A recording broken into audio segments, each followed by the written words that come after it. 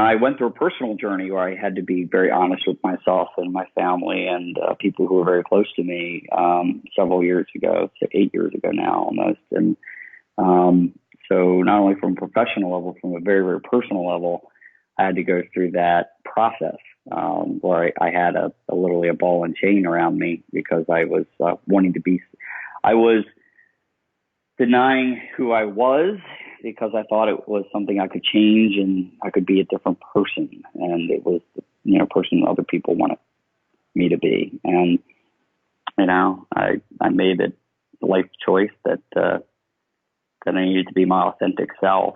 You're currently listening to Aaron Tomarchio. He is the Senior Vice President of Administration and Corporate Affairs for Tradepoint Atlantic, located here in Baltimore, Maryland.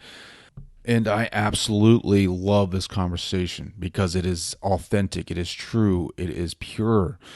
If you feel like you're not being your most authentic, beautiful inner self, this is the conversation you want to hear. Aaron goes into his story, his journey, and it's powerful. It's about a man who has lived his life in service. It is about a man who has an amazing journey and who is finally being his truest self. And I love this conversation. I hope you guys do too. I'm excited about it. I can't wait for you guys to hear it. So let's get this thing started, guys. Let's get after it. This is Your Superior Self, episode 83, Free Your Authentic Self, with Senior VP Aaron Tomarchio.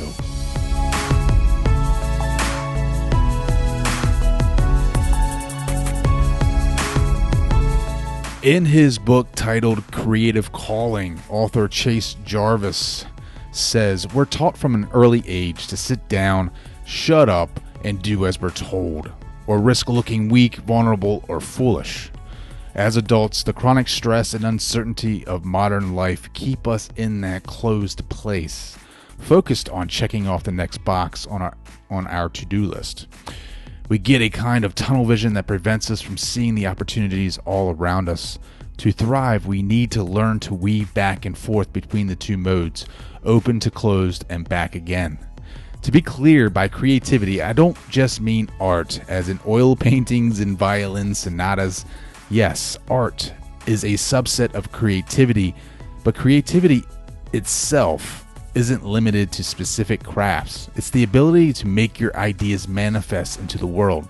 It's problem solving, it's business and activism, it's raising a family, it's building connections with others and with yourself that make life worth living. Any creative craft practiced regularly, photography, coding, cooking, unlocks and activates your larger creative capacity. This allows you to see all the possibilities available to you and then choose among them to create the life you want."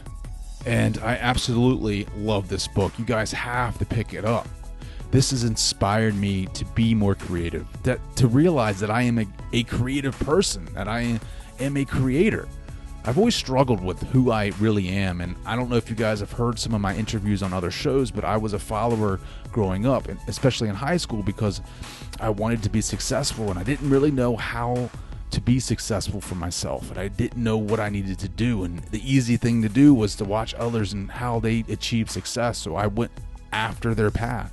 And you have to realize that your path is not theirs. You can take the easy path, which is paved with lights and signs, or you can go to the right where there is a ditch and some woods and a jungle or whatever you want to call it that has no path. You have no clue where you're going. You're just basically finding out for yourself what it takes to be successful, and you're building yourself up and you're growing as an individual, and you're learning the ways of the universe. Essentially, that's what it is. You're always questioning why you're here. You're always questioning what you're doing. What are you doing right now? Why are you doing this? And this book has helped me understand my calling. It is to be creative. It's to create art. It's to create content. It's to be it's to be that creative person who influences others, who gives them gifts of inspiration and motivation. And today's gift of inspiration and motivation to overcome your internal fears is brought to you by a local guy, a Baltimore guy, Aaron Tomarchio. His story is a very inspirational, fire you up, challenge your inner soul to be your most authentic self type of story. His story will help you release the inner light, the inner voice in your soul that says you might not be living the life that you are meant to live, that you are wearing a mask because society says you shouldn't live your way or live your life a certain way. And we all deal with that. We all deal with the masks that we wear because we believe that we should be living and conforming to a certain type of life, that we are to make our family, our friends, whomever in our life that we respect happy by doing certain things. And sometimes we're just not meant for that. Sometimes our inner light, our inner self, our inner being is saying, this isn't what we want. This isn't what this isn't what you should be doing. You know that you don't enjoy this. Why are you doing it? And it's the fear, the external fears that we're going to lose our jobs, that we're going to lose our friends, that we're going to lose our family, that hinder us from going out and taking that leap of faith and pursuing whatever it is that makes you happy. And Aaron talks about that. And it's really inspirational because this is evidence. This is his story. This is your calling to live your life the way that you want to live it, the way that you feel like you should be living it, and not care and not, as my friend Laura Gassner-Otting would say, giving votes to people that shouldn't even have votes in your life.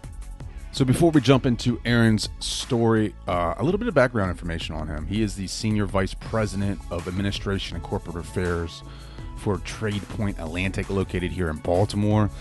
Aaron directs Tradepoint Atlantic's external affairs and activities that include public affairs, community relations, government relations, and marketing. This is, seriously, I'm excited about this conversation. I hope you guys enjoy it. So without further ado, here is Aaron Tomarchio.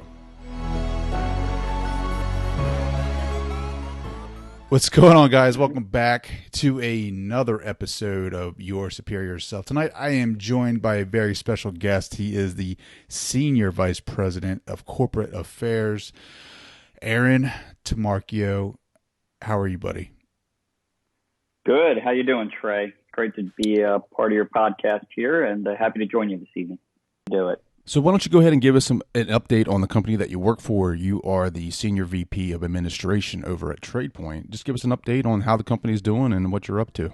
Yeah, it's called Tradepoint Atlantic. It's the former home of Bethlehem Steel, a 3,300-acre industrial site in southeastern Baltimore County in the Dundalk community. And our company is working to redevelop the old industrial site into a new 21st century global logistics hub. Now, how did you get into that position?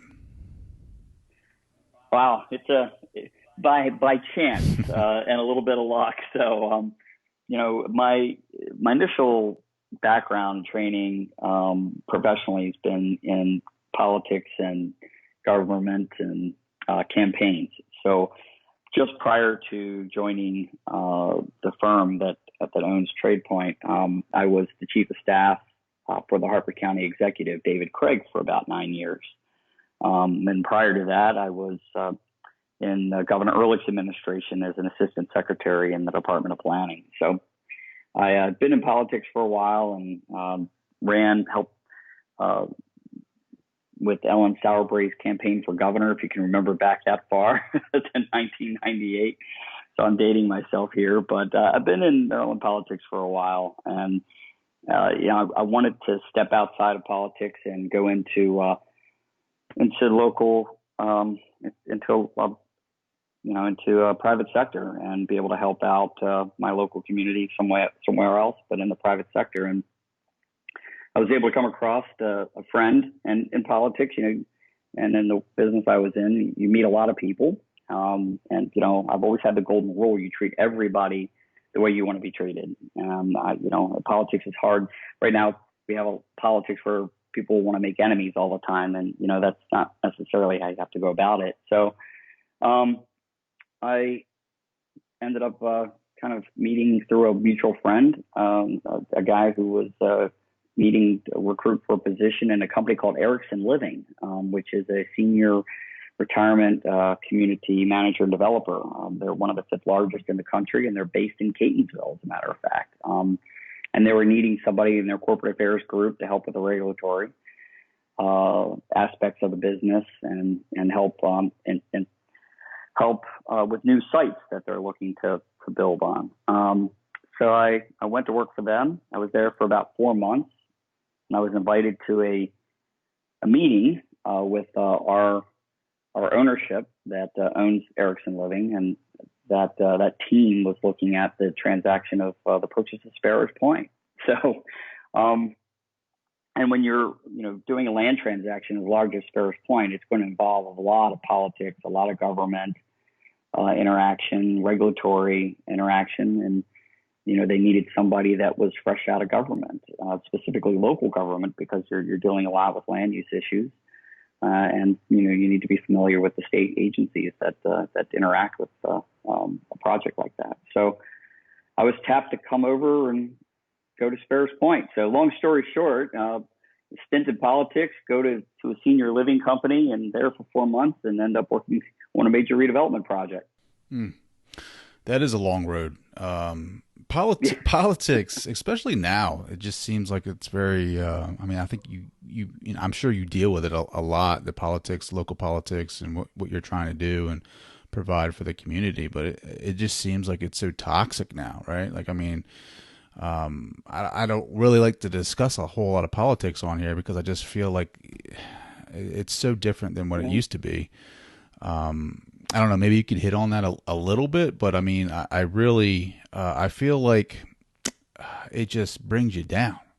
It does, and it's unfortunate. I was very lucky in my political career to work for people who were not hyper partisan. They were about getting the job done and doing a good job at what they were doing, and they had friends on either side of the aisle. And they were able to work with them. Specifically, the county executive, David Craig, he's very well respected on both sides of the aisle. And, you kind of, the staff kind of adapts to the temperament of the person that they're working with. And you learn from that person. And, that's kind of been my philosophy. And we just need more people like that. And unfortunately, we don't have that in today's, as many people like that in today's political world. And, you're right. Back in the 90s, when I was involved heavily in politics, it was very different. And I think technology has a lot to do with that and how people connect over technology. People say things online that they would never say to somebody in person. And then you just you get a little more crass, a little more harsh in how you kind of respond to people when you're constantly interacting with people online. And I think that's spilling over now into our daily lives, and even into the politics. Would you say that you're happier now in the private sector than you? Well, you said that it's a different time back then, but like right now, are you finding that happiness in what you're doing with Tradepoint, creating the jobs? I think it's like 10,000 new jobs, and helping out the community. Absolutely, I'm very happy because, like I said, I'm extremely lucky, and I'm able to blend two things I really enjoy. One is the working with government and trying to enhance the community through good policy, and the other side is working in the private sector and not having to deal with the daily trappings of being a public official or working for a public official, because it's stressful to do that and be in that environment all the time. Quite frankly, at the end of 9.5 years, almost as chief of staff, I was a little burned out. So I needed something fresh and new, and jumping into the private sector allowed me to do that, and able to kind of be in, but not totally in. So it's a good perspective, and I enjoy what I'm doing, because when you're in local government, and that's where I decided to spend most of my time, you look at communities, you want to help improve them, you want to help shape them, And being a part of a project like Tradepoint Atlantic and the redevelopment of Sparrows Point, we're able to reshape 3,300 acres and an iconic site that meant so much to so many people in our region. So it's great to be a part of it. And it's personally fulfilling for me. And I'm very lucky in that regard. Why is it personal for you? Well, I'm born and raised in Baltimore. I had family that worked at Sparrows Point. In fact, my cousin is not too much older than me. He was laid off as a result of the final closure. In order to go get work, he had to end up moving to West Virginia. It's personal from that perspective, but also I spent a lot of time in local and state government, and I see good projects that try to happen, and for some reason they just don't. Whether it's too political or there's just not enough financial backing behind them. Here we've got a perfect storm where we have the political will, we have support from both sides of the aisle, which is very rare. Support from the White House all the way down to the courthouse. And then we've got an investment team that is investing for the long term. And they're, you just got the best of both worlds right now. And you're creating jobs and cleaning up an environment that was polluted over 125 years. So, and you're making something. So when I'm retired, if I drive by Sparrows Point and I point over and I'm looking up to have grandkids, I can point over there and say, you know what, your grandfather helped make that happen. So, it raises our communities back up too, especially in the East Side. So tell me like a day in the life of a VP, senior VP, tell me like a typical day, take us through that. What time do you get to the office and what do you typically do? Well, no day's ever the same in what I do, because I deal mostly with community, public affairs, a little bit of marketing, branding our company. And I'll also handle the HR for our team. So it's every day something is different. We're redoing 3,300 acres, and it's like a big Rubik's Cube trying to figure out, how to make it all work. Doing the environmental remediation correctly, making sure we're permitted and regulated for the development we're doing the marketing, handling internal issues with, for personnel. We don't have many of those, but,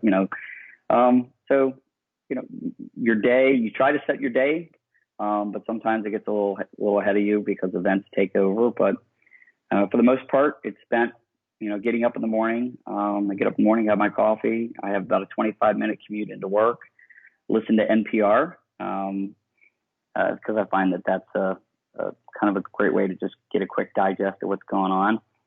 I get to work around 8 o'clock and just dive into, emails, making sure I'm responsive on emails. I know there's a big philosophy going on how responsive you should be on emails, but being the public face of a company like this, a lot of inquiries that come from outside the company. So it's important for me to be responsive to those inquiries because I think it sets a tone for our company externally. So, and then work with team meetings and deal with the crisis of the day. And then, in the evenings, like tonight, the evenings are not necessarily my own. I go to a lot of community meetings and political functions. So typically at least three nights a week, I'm out at a community event or a political event or a networking event of some sort. Sometimes they're stacked 2 and 3 deep in a night. That's typically how the schedule goes. But I spend a lot of time with my team, also talking about, the deals that we're working on, building the company, looking for, kind of working with the strategic vision, of the company, where we want to take it. So there's big picture things happening, and then we get down to the granular with, just day-to-day operations. So, I mean, in that role, you have to be like a pretty legit leader. I mean, you have a ton of departments reporting up to you. You have a team that is you're delegating tasks out to them that need to get done. You obviously can't do everything operationally. Like, what is it do you think personally that makes you a good leader? I believe in people. I believe in investing in people. I believe in working to identify the talents that the specific individual has, and trying to leverage those talents into helping the team. And I think also being team oriented. I don't think it's about me. It's about the mission that we have, and how do we best accomplish that mission. And that mission is best accomplished with leveraging the multiple talents that a team of people bring together. And less about personality, more about talent, and just stay focused on the mission. And that's generally what I do. And I want people to believe in the mission and let them understand the role they have in the bigger puzzle, in the bigger picture, and how their role is important, just as important as another role that's going on within the team. So nobody feels left out, nobody feels marginalized, and people feel empowered to make decisions and to and that they're going to be supported in those decisions. And that's something that I learned along the way in my career and working for a number of people. I learned good management, and I learned bad management. So I try to take what I was able to learn from good management, and some of those elements are there. But I do also have a golden rule. I have a trust but verify. Doesn't mean I micromanage, but it means I trust you're going to do it, but from time to time I'm going to verify it, that it's going on. So you have to inspect what you expect. Well, give us like an example of that bad management. Like, give us something like one of your experiences with that. A manager who's paranoid about power and their position in the organization, and they view people, they hold on to information because they believe it's got power, and they don't share that information with people. To the detriment, I think, of the mission from time to time, and personality gets involved at times. Yeah, they're just trying to make themselves look good, right? They have this powerful information, and they're waiting for the best time to kind of pass it along, up the higher ranks, right? Yeah, or I found is those individuals are just insecure with themselves and with the role that they have within the organization, and that tends to breed that type of philosophy in managing people. Well, how do you deal with that when you find out that you have a subordinate or somebody who's holding out? You try to diffuse it by explaining the larger importance of the mission. Try to explain to them kind of where their role is, how they're important to the mission, but that how we need these other pieces to come into play, and those other pieces can't come into play if they don't have the proper information. To me, I always go right back to the big picture. I try to get everybody on the same page with the big picture, and sometimes the details work themselves out, but it's hard. But I try not to let it get to me. Try not to take it personally. That's another thing you learn in politics along the way. Your skin gets a little thick. So. Well, yeah. It just seems crazy. It's like this huge game. Like, I don't know. And I work in DC, so I see a lot of it. I see, I go, I work, what is it? The restaurant that's famous down there, the Dubliner. It is, it's pretty infamous down there, an Irish bar, and I know a ton of deals have been made over lunch. It just seems like it's a tough game. Like, I don't know if I have the stamina to play it. It just seems like everything's the long game. Yeah, there is a long game in that. And I had an opportunity to go work in DC, and I chose I chose differently. I chose state and local government because, I think that's where things really get done. In all honesty, today, what's going on today right now is a perfect example of kind of DC broken. But I felt the same way as you did. And, I think I found that there was a different level of politics at the state and local level. There's some similarities, but, it is a little different because you actually have to get stuff done. If you don't get stuff done, people notice. Was politics like, and what you're doing now, is this your passion? Like, are you following your passion right now? Yeah, I would say I am. I again, why I got involved in local and state politics is I wanted to change our communities and how our communities, are built, designed, how they're run, how people interact within those communities, those built surroundings, good schools, good transportation, safe streets, the basics that make up a quality, environment for people to live and to grow. And, those things can be accomplished through good policy. And that's, and I think I'm still able to do that in what I'm doing, both, working on the government relations side, helping influence good policy, helping maybe create good policy, and, at the same time working on remaking a portion of southeastern Baltimore County. That's such a great political answer. Oh my God! But it's true. I mean, that's kind of how I think. It may be a little altruistic, but. All right, so take that out of it. What is Aaron's passion? Like, what is it? Like, if you weren't doing this, what else would you be doing? I would love to have been an architect. Really? Yeah, I would have. I love design. I love good design. And I like to build. I would like to build things because you create something that you put a little bit of yourself into it. But I didn't have the skill sets to be an architect. You don't think so? You don't think that the passion and the motivation you can outwork any obstacle with that? I think that now. I didn't think that when I was formulating my career path. But I have had many obstacles in my life put in my way. In fact, throughout my career, I've never walked in the front door of any business. I didn't even walk into the front door of my college. I've always had either doors shut or been told to go through the side door or around the back. So I find a way.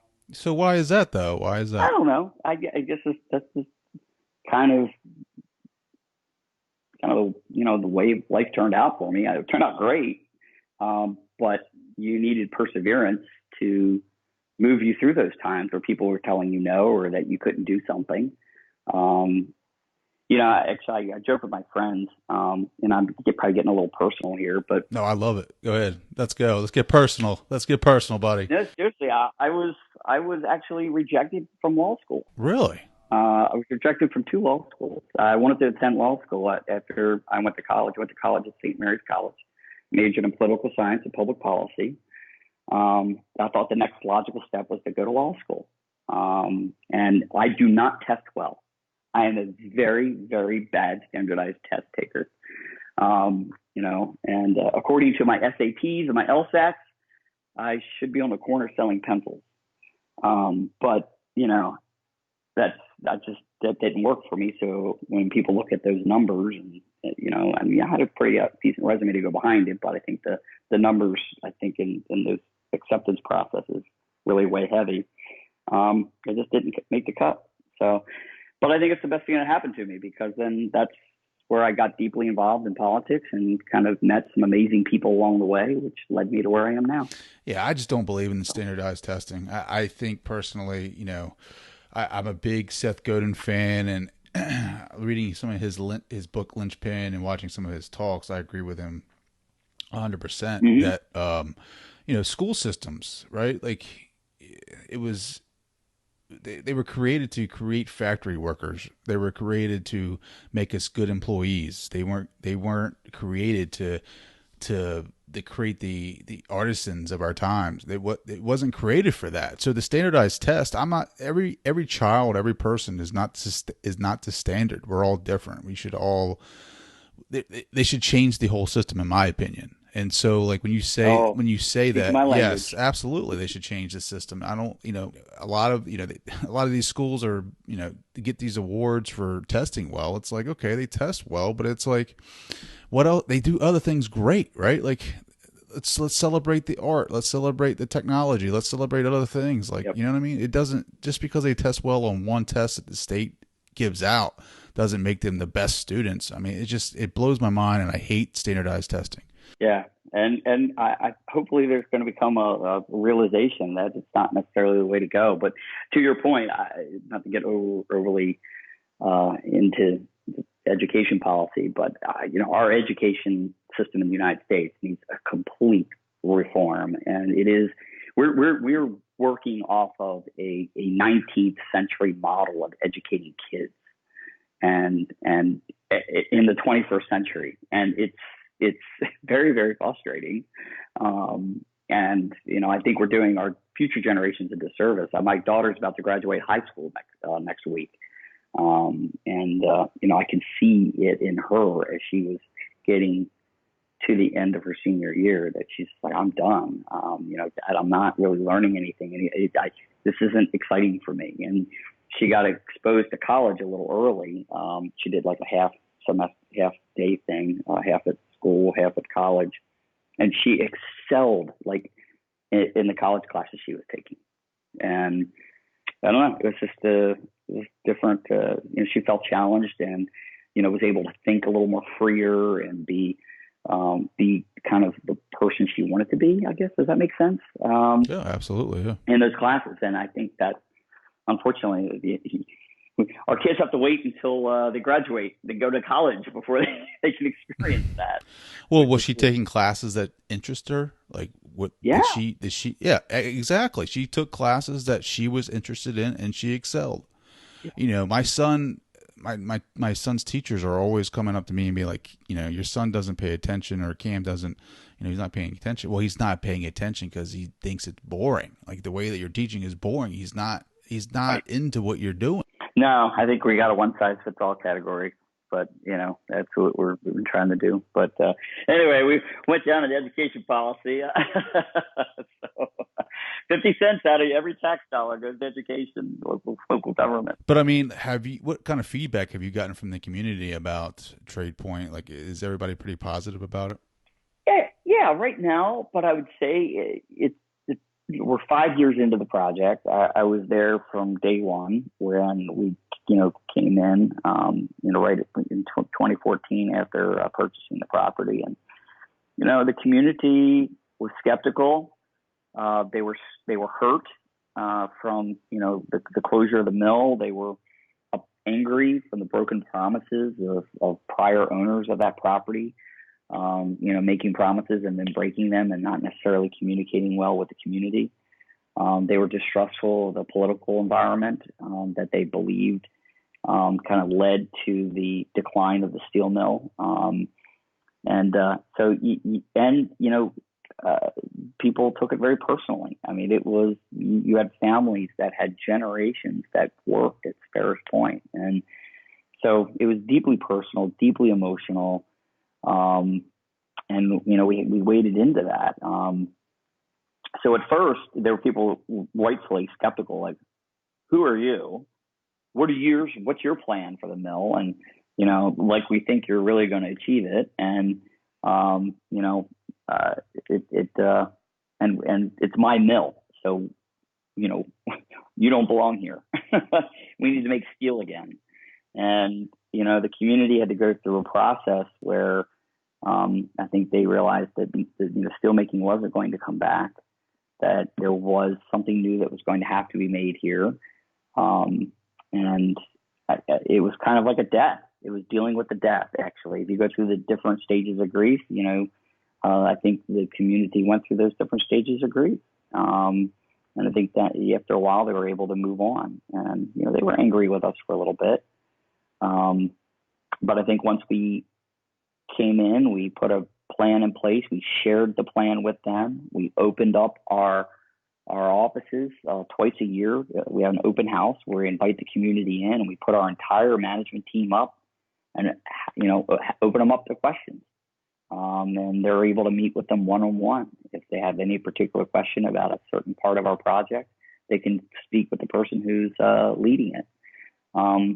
So we did that. We adapted that very early on. I spent a lot of time in libraries and cafeterias and people's homes, and talking to them about who we are, what we're planning, and listening. So people are much more excited now, and what we promised is happening. The jobs are coming back. People are starting to feel energy again coming out of that site, and I think they're excited about it. What was the most common questions that they were asking? Was it about the jobs?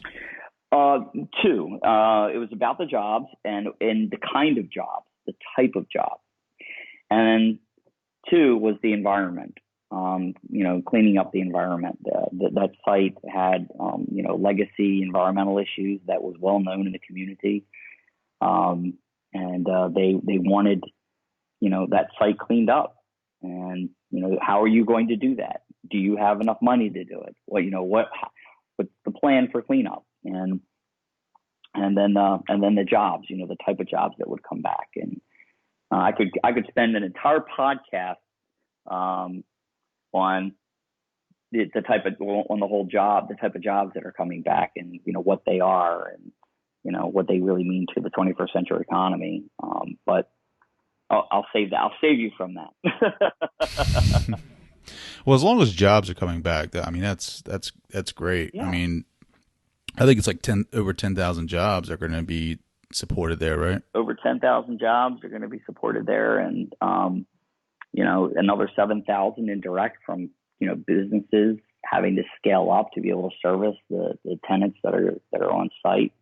So it's a ripple effect that happens in the community, and I think people can feel it. I think they feel energy. And to be honest with you, I think the next big growth that Baltimore County is going to see, it's going to be on the east side. It's going to be that Essex, Middle River, Dundalk, Ferris Point area. And I think people can feel it. Well, how long before we start seeing that, do you think? Well, I think you're starting to see it now. I mean, right now, one site, we've got several thousand people working. This time next year, we'll have 5,000 jobs on site from the tenants that have located there. I go into evening events, and people pull me aside all the time and say, hey, my son just got a job, working for Amazon. Or my son is working for an electrical company that did the electric for your building that you're building. The coolest story was I was out in a political event, and this guy comes up, taps me on the shoulder. He says, "Aren't you with Tradepoint?" I said, "Yeah, I am." He goes, "Well, I have about 90 guys that want to thank you for their job." And I'm like, "Well, what do you mean?" And he goes, "Well, my company just landed a contract to provide a service to one of your tenants, and we're working really hard on that contract." And I'm just like, "Wow, okay." I had no idea. So, those types of things. Well, what does that feel like to you? Like when you hear that, and you hear that 90 people are affected directly by this, like what does that bring up for you? It feels good. I get a little emotional about it, to be honest with you, not to be corny, but it feels good because the people, they're very good people in that surrounding community. They have a lot of heart, and they've gone through a hard time, and I think they're coming out of it, and seeing people get a job, and as a result of something that we're doing is very rewarding. I mean, that's the altruistic nature of why people get in public service, but I'm able to actually do it on the private side. Does that make sense? Yeah. I think it's a lot more clean. In this instance right here, obviously, you have a lot of support from both sides, and plus, local. You just have all the support in the world. I think it's easier to get things done Not taking anything away from what you've done already, but I think that, like you were talking earlier about the community dealing with a death. I mean, you're absolutely right. Like statistics show, whenever somebody is laid off, and I'm not even talking about in relation to this location, but anywhere, at any time someone is laid off, they deal with that like they have lost something, like a death in the family. And to lose that entire culture over there, to lose that entire historical landmark, to lose a part of your life, a part of like your family's history, is devastating. And for you guys to be so open to the community and bring them in and communicate with them every step of the way, what's going to happen, the process and the phases, and then provide them with those jobs, man, that's kudos to you guys. Thanks. We try. We're not always perfect at it, but we try. And but you're absolutely right. It's just in our culture that your job, your career is part of your identity. It's part of who you are. We identify very, very much with that. And this is a community that worked very, very hard. Making steel for 2 world wars, and many of the infrastructure projects that we know around our country, that the steel that went into them, and there was a lot of pride that was put into the work that was done. It was hard work, dangerous work, but they had a lot of pride in it. So when they lost that, it was definitely, they lost a good part of the identity. I'll tell you a quick story. One of those kind of surreal moments in working on a project like this, in our building, we have a large area, a large room. We call it the Fitzell room. We use it for our community public meetings, but that room was also used for meetings with the steel mill. The steel workers would go there and they would have, public meetings or musters or, that type of thing. And the day that the plant closed for good, that's where they were told to report to, kind of get their papers. And that's where, state and local agencies set up, and, we're trying to get people into, programs and unemployment and trying to find job retraining opportunities. So, when they were laid off, they went to that room. And that's where, it kind of hits you when you're getting these papers handed to you, or you're being told your job's gone and you're not coming back. And several years later, we held our first job fair for FedEx in that same room. And when I walked in the room and I saw FedEx staffers bringing people in, interviewing them right there, and people coming in with their resumes, and the people were dressed in different ways. It was just very interesting to see kind of some people, how they were dressed and what they were doing. Some people were absolutely dressed to impress. Other folks were like, okay, I know this type of job, and it was really good to see. I just had to sit there in the middle of the room and just look at what was transpiring. It was people getting a job. Yeah, you're looking at a transformation. Like you're actually seeing the transformation happen before your eyes. Yeah. It was that was where it hit home for me. That, oh my gosh, we're making a difference. So turning the boat. So talk about making a difference. Like what's your 5-year goal? Like where do you see yourself in 5 years, and what do you hope to accomplish? Personally? Yeah, personally. Get my daughter through college. That's a big one. I have a lot of faith in her and getting her through college, but I'd like to have delivered on our promises. To be honest with you, the commitments that our company has made are very personal to me because I'm the one out there talking about them. There's a lot of people behind me, a lot of people in my company that are dedicated to making it happen. But if we can deliver on our commitments, deliver on the job, deliver on the success, live up to some of the expectations people have of us, that's what I want to do in the next 5 years, and make sure that we do that. And I think that there's another good 5 to 7 years left in the, full build out of our site, at least. So that's what what's crazy to me is like your goal is just straight up related to your work. Like and that's your personal goal. Mm-hmm. That's just intense to me. It's not a bad thing. It's just that's how much you care about your work. Well, it is. I mean, when I'm dealing with the public, it's me. It's my name out there, along with my company name. Um, so I take it very personally. And probably maybe it's probably not a good thing, but that's just who I am. So.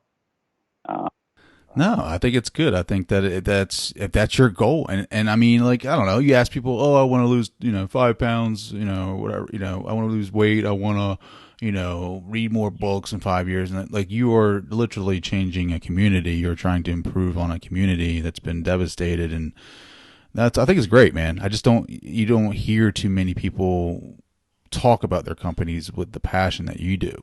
Well, it's different. I was employee number 4. We now have 75.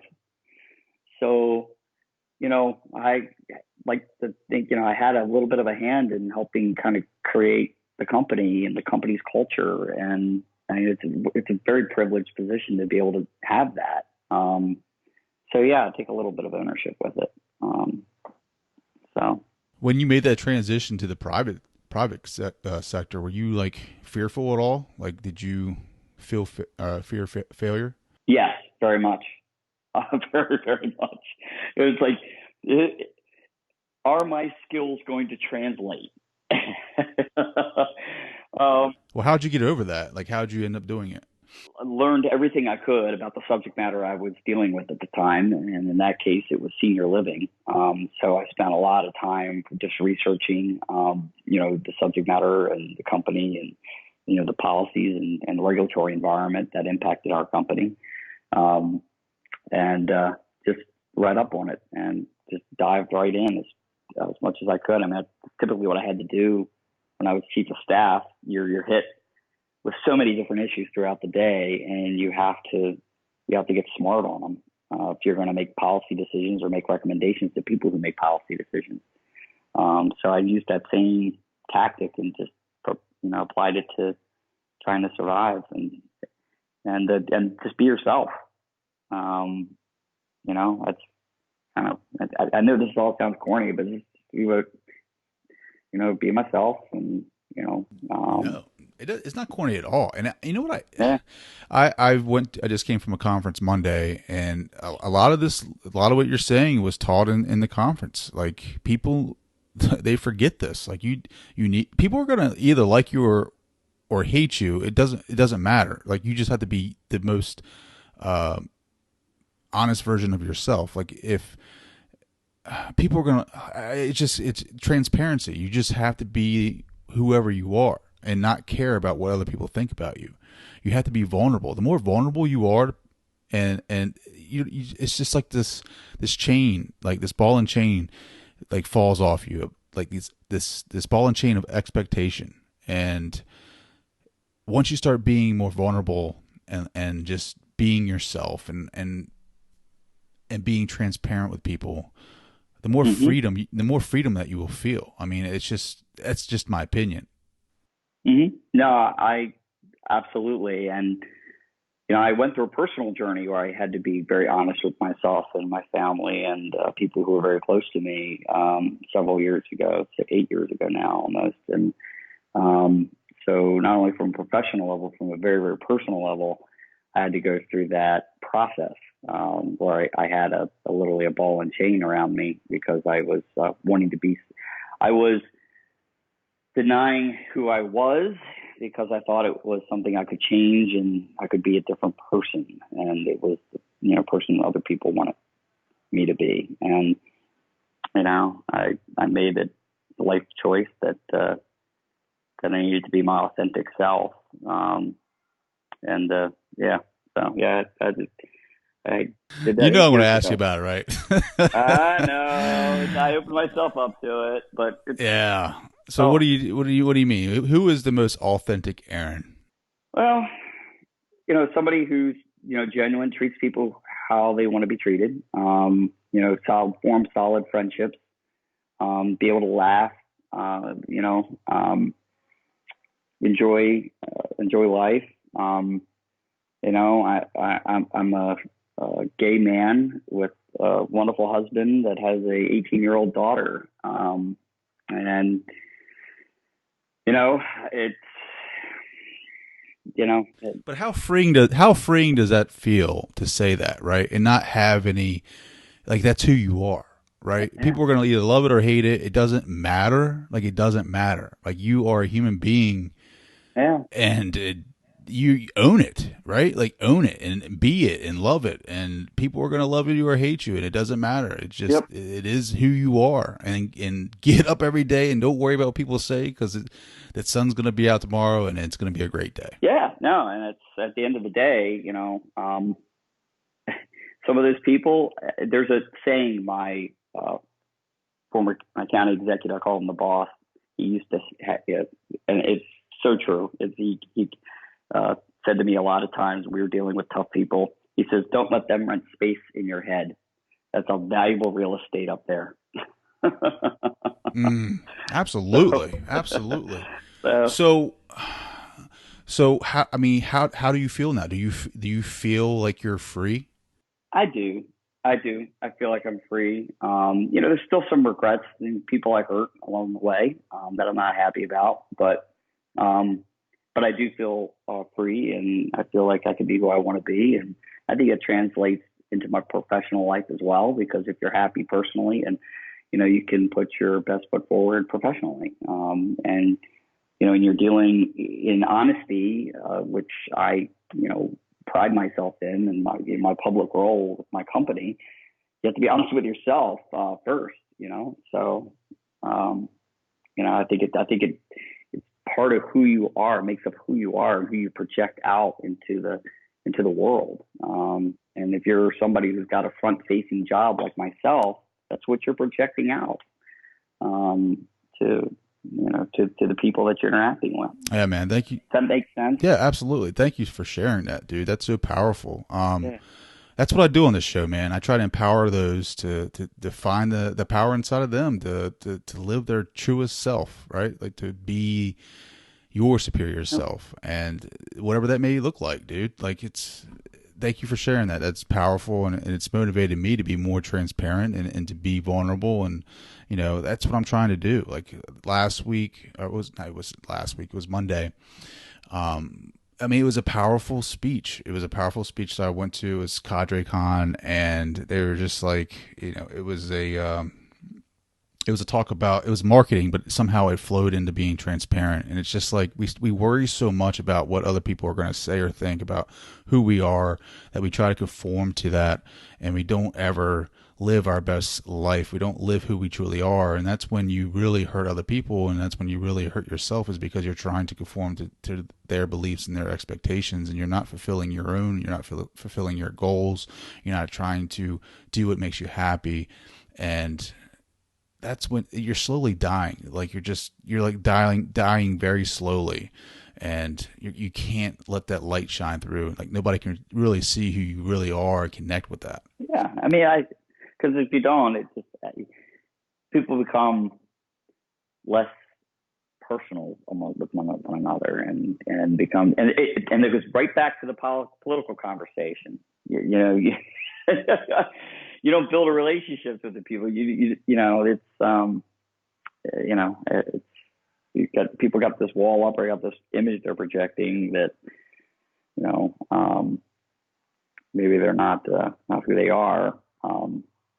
I don't know, but it's definitely an interesting run. And one thing I'll say is, being your authentic self, or trying, working to perfect yourself in that way.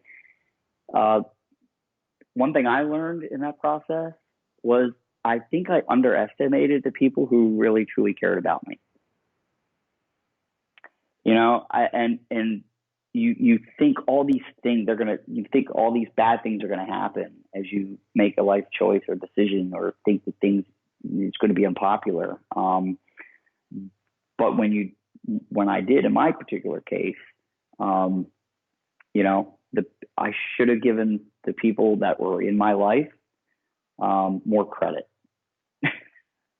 Does that make sense? Yeah. Is that one thing that you would do differently? Yeah, that means I would have done it a lot earlier.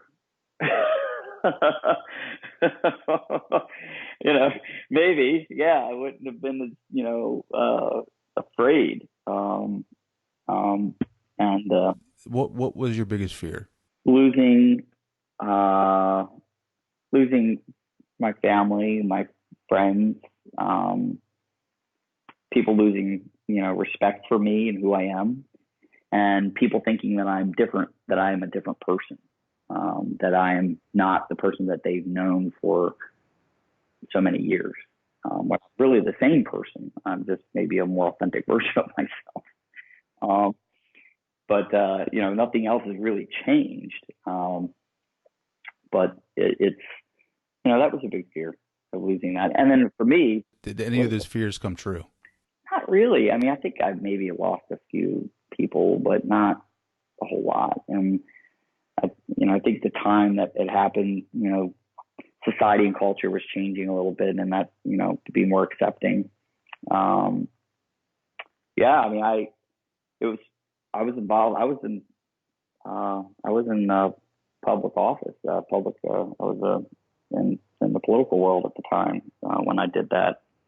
So I had to look at that side of it as well. It's like what my career. I'll tell you, I actually went into the county exec's office when I was gonna, let them know what was going on personally with me, and I literally gave them the option. I said I can resign. I came in knowing that if I did this, I will have to resign potentially, and I didn't give him enough credit. I should have known better, because he looked at me like, "Are you crazy?" It was like, but I had this in my head, and I think when people are thinking about their lives and decisions that they're making, and trying to figure out who they are, I'm sure these same things run through their head. But don't underestimate people that truly love you and care about you and are in your life. I love that. Say that again. Don't underestimate people that truly care about you, that are a part of your life. I learned that lesson.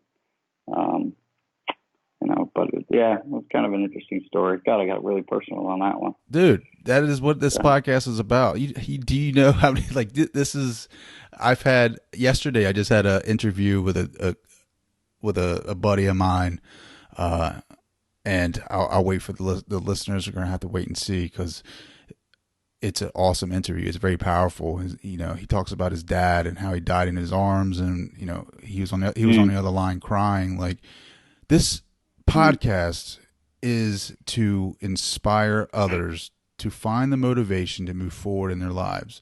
Do you know how many people are going to hear your story and listen to your authenticity, and this might help them overcome some type of fear that they may be dealing with that's holding them back?